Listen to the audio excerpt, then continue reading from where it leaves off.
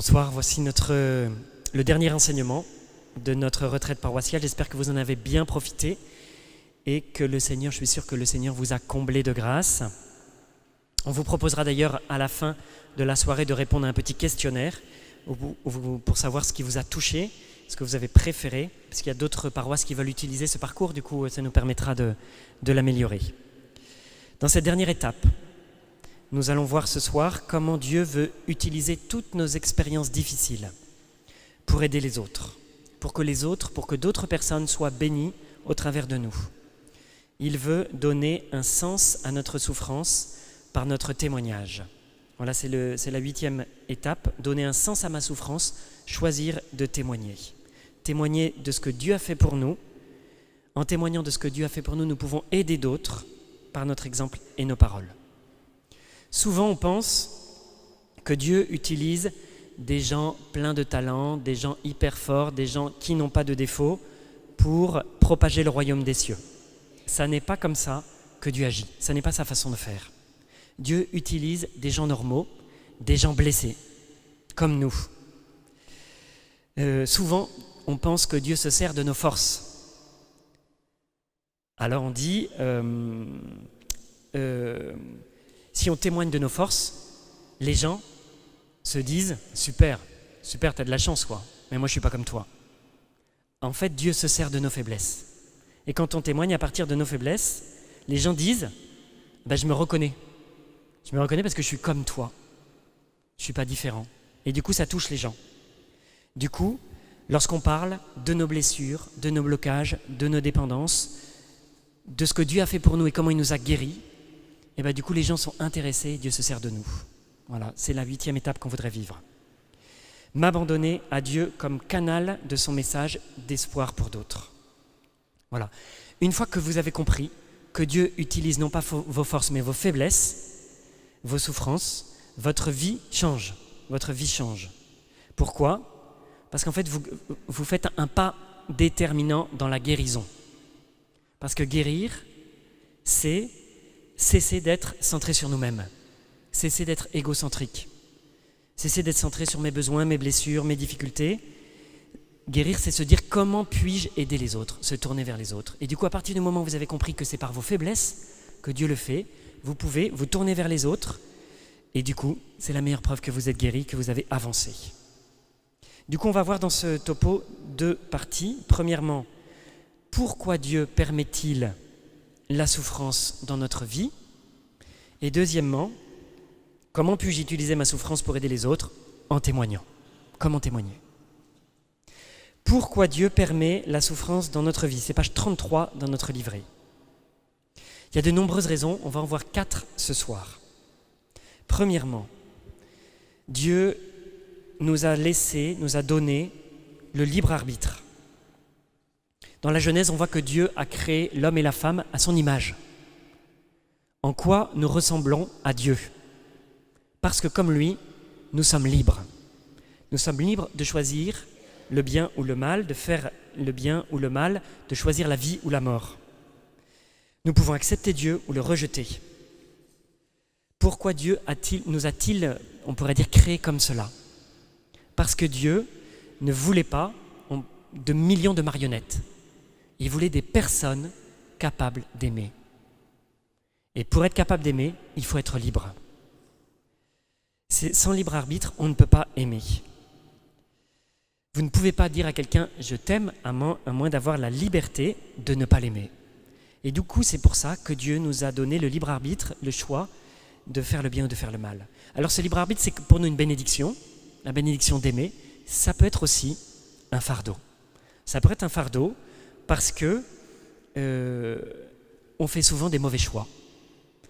Et ces mauvais choix provoquent toutes sortes de conséquences douloureuses, de souffrances dans notre vie.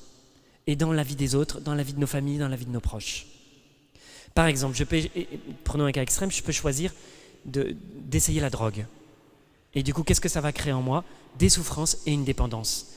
Mais ces souffrances et ces dépendances, elles viennent de moi. Elles viennent du fait que c'est moi qui me suis engagé dans la voie du mal. Je peux choisir aussi de regarder la télé pendant des heures. Voyez, si après j'arrive plus à m'arrêter, c'est moi qui suis le responsable. Voilà. Du coup, lorsque nous faisons de mauvais choix, Dieu ne nous empêche pas de les faire. Par contre, lorsque nous nous tournons vers le bien, Dieu dit « Ok, là on peut travailler ensemble, je vais t'aider à tourner ta vie vers le bien, à marcher dans le bien. » Deuxième explication, pourquoi Dieu permet la souffrance dans ma vie, Dieu se sert de notre souffrance pour attirer notre attention. Dieu utilise notre souffrance, la souffrance est comme une sonnette d'alarme pour attirer notre attention. C'est comme si Dieu nous disait « Réveille-toi, il y a quelque chose qui ne va pas. Si tu souffres comme ça, il y a quelque chose qui ne va pas. » La souffrance en elle-même, ce n'est pas forcément le problème, c'est le symptôme du problème. Vous voyez, c'est le signe qu'il y a un problème. La dépression, l'anxiété, la peur, ça n'est pas le vrai problème. Ce sont que des signaux d'alarme qui nous indiquent que quelque chose ne va pas bien dans notre vie. Et du coup, nous sommes invités à écouter la souffrance de notre cœur pour chercher qu'est-ce qui ne va pas et pour nous tourner vers Dieu. Donc au travers de la souffrance, c'est comme Dieu qui nous parle, qui nous dit réveille-toi, il y a un problème. Troisièmement, Dieu se sert de notre souffrance pour nous apprendre à dépendre de lui. On vous a mis dans votre livret ce verset du psaume 119 qui dit « C'est pour mon bien que j'ai souffert, ainsi ai-je appris tes commandements. » C'est un peu, on pourrait dire, c'est un verset de la Bible, c'est un peu violent de dire ça, mais ce verset veut dire qu'il y a des choses qu'on apprend qu'à travers la souffrance.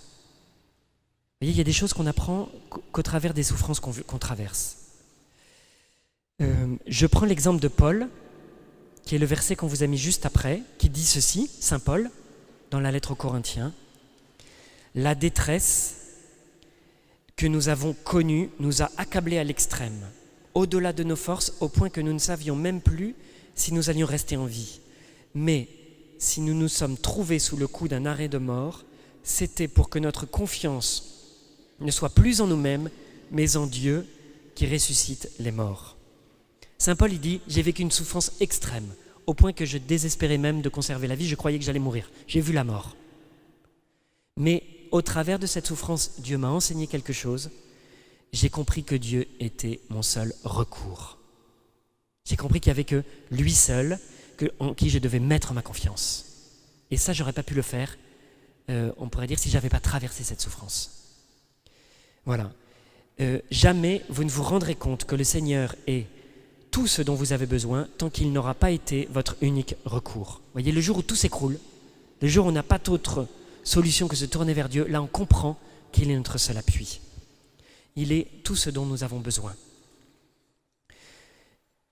Du coup, Dieu se sert de notre souffrance pour nous apprendre cette confiance radicale. Quatrièmement, Dieu permet notre souffrance pour que nous puissions ensuite témoigner auprès des autres. Dieu permet notre souffrance pour que nous puissions ensuite témoigner auprès des autres. Par la souffrance, je deviens plus humble, je deviens compatissant, je deviens sensible aux besoins des autres, ça m'ouvre le cœur à ceux qui souffrent. Saint Paul dit, dans toutes nos détresses, Dieu nous réconforte. Ainsi, nous pouvons réconforter tous ceux qui sont dans la détresse grâce au réconfort que nous recevons nous-mêmes de Dieu. Vous voyez, lorsqu'on souffre et qu'on ouvre notre cœur à Dieu, Dieu nous réconforte. Et nous pouvons ensuite, et il le fait pour que nous puissions ensuite réconforter les autres, qui comme nous sont dans la souffrance. Voilà, nous avons tous des blessures, des mauvaises habitudes, des péchés. Personne n'est parfait. Tous nous avons besoin de guérison, que ce soit mentalement, physiquement, spirituellement, relationnellement. Et ce qu'on traverse nous aide à aider quelqu'un qui traverse la même chose. Par exemple, qui mieux que quelqu'un qui a traversé le problème de l'alcool peut aider quelqu'un qui est dans l'alcool? Qui mieux que quelqu'un qui a été maltraité peut aider quelqu'un qui souffre de maltraitance? Qui mieux qu'un chômeur peut aider quelqu'un qui a perdu son travail? Qui mieux qu'un couple qui a traversé des crises peut aider un autre couple qui est en crise?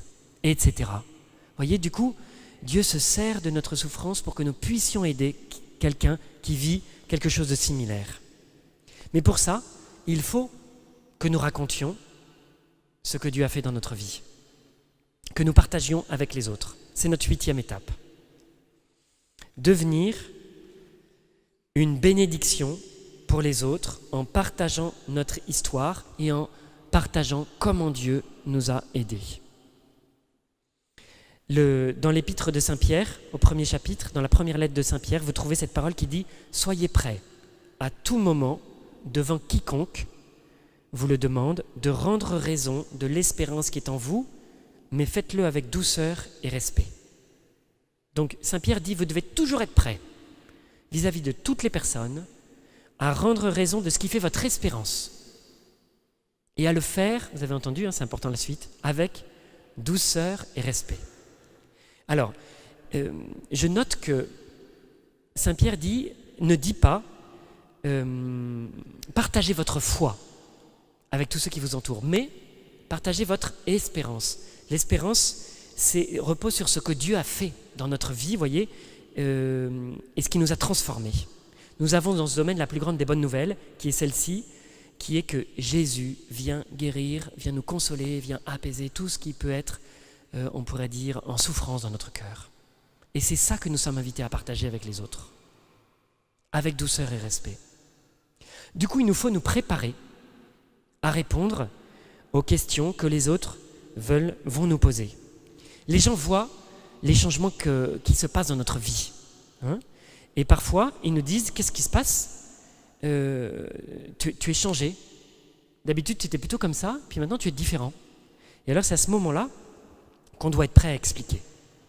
Du coup, je vous suggère, pour être prêt, de faire une liste de toutes les expériences que vous avez traversées dans la vie, que ce soit positive ou négative, et de vous poser la question, qu'est-ce que j'ai appris au travers de cette expérience, douloureuse ou pas ? Et même, comment le Seigneur m'a-t-il aidé à traverser ce qui a été difficile dans ma vie ? Quelle force m'a-t-il donné ? Quelle consolation m'a-t-il donné pour que je puisse aujourd'hui tenir debout et témoigner ? Et de poser la question à Dieu. Comment m'as-tu aidé à surmonter ces moments difficiles ? Demandez-lui. Et mettez par écrit ce que vous avez appris.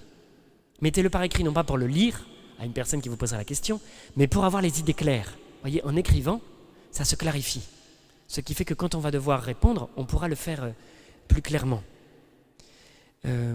Et ensuite, vous vous posez la question. Qui pourrait bénéficier de ce que j'ai traversé ? Qui serait, on pourrait dire, intéressé ? Ou à qui pourrais-je en parler ? Quelle est la personne que ça pourrait aider autour de moi ? La personne que je connais ? La réponse est souvent des personnes qui vivent un peu la même chose que moi, qui sont en train de vivre un peu la même chose que moi. En fait, vous n'avez pas besoin d'être parfait pour témoigner, vous n'avez pas besoin de tout savoir, vous avez juste besoin d'être un pas devant la personne, voyez, d'avoir un peu d'avance dans cette expérience douloureuse, pour lui expliquer comment Dieu a fait dans votre vie. Et ensuite, vous dites à Dieu, je suis disponible pour aider d'autres personnes à commencer un chemin de guérison, de consolation, de salut, de sanctification, pour aider des personnes à se tourner vers toi. Seigneur, je suis disponible, utilise-moi, quand tu voudras, comme tu voudras. Vous faites cette prière et vous vous tenez prêt. Et je peux vous garantir que Dieu va vous utiliser, que Dieu va faire appel à vous pour toucher d'autres, pour partager cette bonne nouvelle. Dans le monde entier, il y a plein de gens qui ont besoin d'entendre cette bonne nouvelle que vous avez traversée. Voilà. 3 suggestions pour raconter votre histoire, pour donner son témoignage. 3 suggestions importantes. La première, être humble. Être humble. L'humilité. En fait, tous nous sommes logés à la même enseigne. Tous nous luttons, tous nous traversons des choses difficiles, tous nous nous battons, tous de temps en temps nous échouons, nous péchons. Lorsque vous racontez votre histoire, que vous témoignez, c'est comme si vous voulez un pauvre type aller voir un autre pauvre type pour lui montrer un chemin. Mais ça n'est pas quelqu'un de parfait, ni quelqu'un qui sait tout. Voyez, nous restons des pauvres. Du coup, nous n'avons pas à dire aux gens, bah ouais, maintenant dans ma vie tout va bien. Pourquoi ? parce que ça n'est pas vrai. Peut-être nous avons commencé le chemin, peut-être nous progressons, et c'est de ça dont nous pouvons témoigner. Peut-être vous êtes en train de travailler à remettre les choses en l'ordre. Peut-être vous trouvez sur le chemin de la guérison. Et du coup, soyez humble et dites, voilà ce qui m'est arrivé, voilà comment Dieu m'a aidé, et puis voilà comment j'avance. Humilité. Deuxièmement, être vrai, être transparent, être honnête. Par rapport à vos blessures, par rapport à vos fautes, par rapport à peut-être même à vos péchés. Pourquoi ? Parce que votre honnêteté, votre transparence va aider ceux qui vous écoutent à eux-mêmes être vrais, à eux-mêmes être transparents, peut-être eux-mêmes à ouvrir leur cœur et à vous partager peut-être quelque chose. Et puis, si le fait d'écouter votre témoignage, pour eux, ça leur redonne de l'espoir, ce qui est étonnant, c'est que pour vous, en témoignant, on pourrait dire ça continue le chemin de la guérison. Parce qu'en disant, ça devient plus fort, ça devient plus net et ça nous permet d'avancer encore. Du coup, chaque fois que vous partagez votre histoire, vous devenez un peu plus fort, vous devenez un peu plus guéri, vous continuez à grandir. Ça, c'est une grâce pour nous. Voilà, lorsque quelqu'un vient témoigner, il se met à nu, c'est vraiment pas une chose facile, hein. Ça demande du courage. Voilà. Et c'est quelque chose de très beau. Tout à l'heure, juste à la fin de cet enseignement, on aura un petit moment de témoignage. C'est très beau de pouvoir, dans une église, vivre le témoignage. Ça veut dire qu'on a assez confiance pour se livrer, pour découvrir ce qui nous a fait souffrir et pour savoir que ça va être bien reçu et pour être transparent et vrai et humblement partager notre chemin. Du coup, ça demande simplicité, vérité dans ce qu'on veut partager. Troisième suggestion, ne pas faire de leçons. Ne pas faire de leçons. Surtout pas. Parfois, on a tendance, quand on a témoigné, à dire du coup, tu vois ce qui m'est arrivé, du coup, je te conseille de faire ci, de faire ça, et hop, on tombe dans les conseils. Alors ça, c'est pas bon. Vous voyez, Dieu veut qu'on soit des témoins et pas un avocat de la défense. Vous savez ce que c'est un avocat de la défense ? C'est quelqu'un qui va essayer d'obtenir une conviction, une décision. Du coup, il va chercher à convaincre. Un témoin, qu'est-ce qu'il va dire ? Il va raconter ce qu'il a vécu, ce qu'il a vu. Jésus ne nous a pas dit « soyez mes avocats ». Il nous a dit « soyez mes témoins ». Du coup, on n'a pas de leçon à faire aux autres. On doit juste raconter notre histoire, dire « voilà ce qui m'est arrivé en vérité, avec humilité », et ensuite, laisser faire l'Esprit Saint. Laisser faire l'Esprit Saint, qui va agir dans le cœur de la personne. Et s'il nous pose des questions, on répond. Mais voilà. 3 conseils de conclusion. Je voulais vous lire la parole de Bernadette Soubirous qui dit ça. Vous savez qu'à Lourdes, la Vierge Marie apparaît à Bernadette. Le curé n'est pas content parce que la dame dit à Bernadette « Je voudrais qu'on construise ici une église et qu'on vienne en pèlerinage. » Et alors le curé s'énerve et dit à Bernadette « Et puis quoi encore ? Tu veux quoi encore ? Tu l'as l'argent toi pour payer la chapelle ?» Et Bernadette répond « On ne m'a pas chargé de vous convaincre, on m'a juste chargé de vous le dire. » Voilà. Du coup, c'est l'attitude du témoin qui ne cherche pas à convaincre, qui cherche juste à partager et à dire. Voilà. Alors 3 conseils de conclusion. Premièrement, peut-être au cours de ce parcours, peut-être vous n'avez pas encore ouvert votre cœur à Jésus-Christ, consacré votre vie à Jésus-Christ. Si vous êtes dans ce cas-là, pourquoi attendre ? Je vous propose de le faire ce soir. Tout à l'heure, il y aura un moment d'adoration. Ouvrez votre cœur à l'amour de Dieu, à l'amour de Jésus qui veut venir dans votre vie. C'est la meilleure des choses qui puissent vous arriver, d'entrer en relation avec Jésus. C'est pas compliqué, il suffit de dire « Jésus, je t'ouvre mon cœur, viens dans ma vie, je veux te connaître, je veux connaître ton amour, viens. Viens. » Voilà. La pire des choses qui puissent vous arriver, ce serait d'avoir vécu, voyez, l'ensemble de cette retraite, les 8 étapes, d'entendre ces vérités qui donnent de l'espoir, qui donnent et de ne rien faire. Vous voyez, de pas, on pourrait dire, sauter dans la piscine.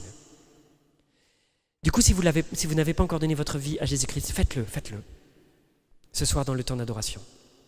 Deuxièmement, demandez à Dieu qu'il vous donne une personne à qui vous puissiez raconter quelque chose de votre vie, quelque chose où Jésus vous a aidé, dans une souffrance, dans une difficulté. Écrivez du coup votre histoire, prenez le temps de faire une pause, de réfléchir comme je l'ai dit, d'écrire et puis de regarder qu'est-ce qui pourrait aider d'autres. Il n'y a pas de plus grande joie que de pouvoir partager ce que Dieu a fait dans notre vie et d'aider quelqu'un à se rapprocher de Dieu en faisant cela. Franchement, il n'y a pas de plus grande joie. Peut-être vous n'avez jamais expérimenté cette joie, parce que peut-être vous n'avez jamais osé le faire. Demandez à Dieu la grâce d'avoir quelqu'un, d'avoir l'occasion, et quand vous l'avez, de ne pas reculer. Parfois, on demande, Dieu nous donne l'occasion, et au dernier moment, on a peur. On a peur parce que témoigner, c'est être vulnérable. Du coup, d'avoir le courage, quand vous sentez d'y aller, et de le faire, si vous sentez que la porte est ouverte, parlez 2-3 minutes. Dieu ne demande pas de dévoiler votre vie pendant 1 heure. La personne, elle ne va pas vous écouter 1 heure. Voilà, quelques minutes. Et vous allez voir la joie que vous allez recevoir. C'est énorme. Voilà. Moi, c'est pour ça que je suis devenu prêtre. Je me suis dit, partager Jésus, il n'y a pas de plus grande joie. C'est ça que je vais faire. Franchement. 3e conseil. Continuez de vous rencontrer en petits groupes. Vous avez fait connaissance, vous avez partagé des choses faciles, des choses difficiles. Peut-être vous avez livré quelque chose de profond. C'est un commencement. Pour grandir spirituellement, vous avez besoin d'un petit groupe. Si vous voulez grandir, vous avez besoin d'un engagement personnel. Vous ne pouvez pas avancer si vous n'ouvrez pas votre cœur à Jésus, si vous ne décidez pas d'essayer de prier un peu chaque jour. Vous avez besoin aussi de venir à la messe le dimanche, 1 fois par semaine, de retrouver l'église. Mais vous avez besoin aussi d'un petit groupe. Les 2 premières choses ne suffisent pas. Vous avez besoin d'un petit groupe. Peut-être vous en avez déjà un, très bien. Peut-être vous n'en avez pas. Eh bien, on vous fera une proposition de petit groupe pour continuer. Voilà. Seul, on n'y arrive pas. On n'y arrive pas. Si vous retenez que cet enseignement de ce parcours, eh ben, c'est déjà une grande chose. Voilà. Je voulais terminer par un témoignage, puisque c'est sur témoigner. Et du coup, j'ai demandé à Marie, qui a accepté, de nous raconter ce qui s'est passé il y a 2 séances en arrière. Voilà, viens. On la remercie. Alors, c'est un témoignage sur l'étape numéro 6 qui était pardonner. Pardonner à ceux qui nous font du mal. Est-ce que tu peux nous dire qui tu es en 2 mots et puis dans quelle attitude tu étais quand tu as entendu cet enseignement? Dans quelle attitude j'étais quand tu as entendu l'enseignement pardonner à ceux qui nous ont fait du mal? Je me présente, je m'appelle Marie. Je voudrais vous faire partager mon témoignage. En fait, j'ai été mariée pendant 17 ans à un homme qui était très dur, très méchant. Et j'ai eu 3 enfants avec lui. Et au bout de 17 ans, j'ai décidé de le quitter parce qu'il me faisait trop de mal. Donc pour se venger du fait que je le quitte, il s'est servi de mes enfants, auxquels il a fait beaucoup de mal. Il m'a fait beaucoup de mal à moi aussi. Il a été tellement pervers qu'il a réussi à changer nos images, c'est-à-dire qu'au vu de nos amis, au vu de nos enfants, lui c'était quelqu'un de très bien et moi m'a mis plus bas que terre. Donc j'ai gardé cette image pour certains, pas pour d'autres, mais mes 2 enfants aînés, ils ont un peu continué dans cette optique que leur père l'avait fait un lavage de cerveau. Et moi, cela, ça me faisait très très mal. Ça fait 20 ans que ça durait. J'avais une haine, j'avais une colère, un esprit de vengeance dans mon cœur, mais en fait, ça a empoisonné ma vie. Vraiment, ça m'a empoisonné. Et depuis que j'ai commencé à faire le parcours Alpha, les FRAT, tout ça, et dernièrement cette retraite, ça fait à peu près 2 ans que je travaillais sur le pardon. Je demandais au Seigneur de m'enlever cette haine envers mon ex-mari qui m'a empoisonné ma vie. Mais bon, je voyais rien venir. Ça diminuait, mais sans plus. Et le jour de l'étape sur le pardon, au moment de l'adoration, D'ailleurs, il y a peut-être des personnes qui étaient là, je ne sais pas. J'ai eu comme un grand cri, j'ai commencé à pleurer, j'ai beaucoup pleuré à haute voix. Après, j'avais un peu honte, j'avais honte devant les gens. Je ne pouvais plus m'arrêter de pleurer. Et en fait, c'est comme si l'épine que j'avais dans mon cœur, cette haine, tout ce mal que j'avais que mon mari m'avait fait, ça s'est envolé. Et depuis, je ressens une paix énorme. Et je me dis que mon mari s'arrangera avec le Seigneur. Et moi, je m'en mêle plus et je suis totalement dans la paix. C'est quelque chose d'extraordinaire, voilà. Je voulais vous faire part de tout ça.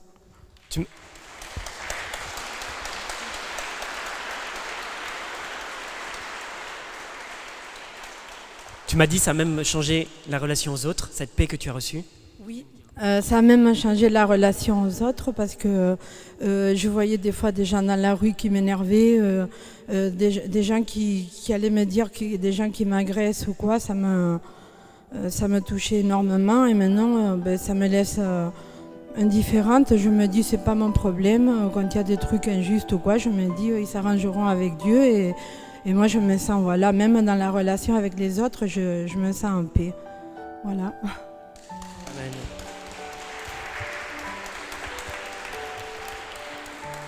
Voilà, on bénit le Seigneur pour ce que Dieu a fait dans ta vie, Marie. Et puis, dans l'assurance qu'en fait, il fait des grandes choses dans chacune de nos vies et que ce qu'il a fait dans la vie de Marie, il peut faire plus encore pour nous, pour chacun, selon ce qu'on a besoin.